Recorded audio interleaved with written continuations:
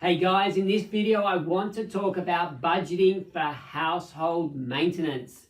This is one of those areas where people will often ask me, how much should I be allowing for household maintenance?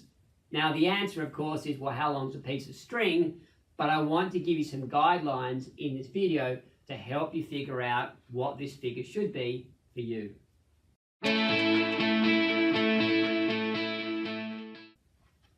Okay, looking at household maintenance. Of course, how much we need to spend on maintenance of our home will depend a lot on how old the home is, how fastidious we are about keeping our house looking beautiful, and so on.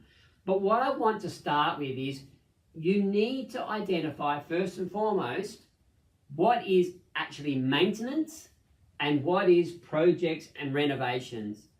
Maintenance is what you need to be putting aside to cover the things you need to spend to keep your house going as it is.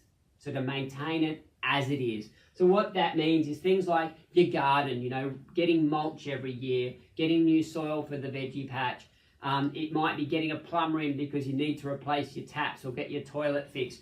It's the maintenance of your house as it is right now. The average amount that people in Australia set aside for household maintenance is somewhere between $150 and $250 a month. So that's what they're putting into their household jar so that when that expense turns up, they have the money sitting there to pay for those things. Just recently, we had to replace our taps in our bathroom. These were supposed to be these beautiful magic taps that didn't require washers and whatnot, but they just weren't working. So we had to replace them with cheaper taps, but it still cost us $500 to get fixed. That came out of our household maintenance jar. Then you've got expenses that are projects and renovations. So these are things that you are adding to the home and you're adding them by choice.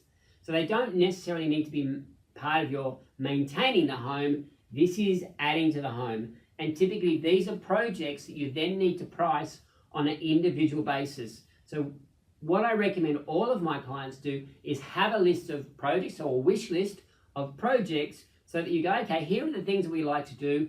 Go out, get quotes for each of those, and then from your savings, what I'd suggest you do is have some sort of savings plan where you save for a couple of months, and then you might take 1 month's worth of that savings to spend on the first project. So you're always taking 2 steps forward with your savings, only to take 1 step back to cover your first project.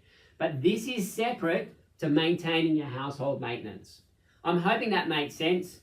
$150, $250 on average is what people spend on household maintenance, keep your house running, and then your projects and renovations is basically about having savings goals to hit each of these. So have a wish list, figure out what they're going to cost, and then save towards them.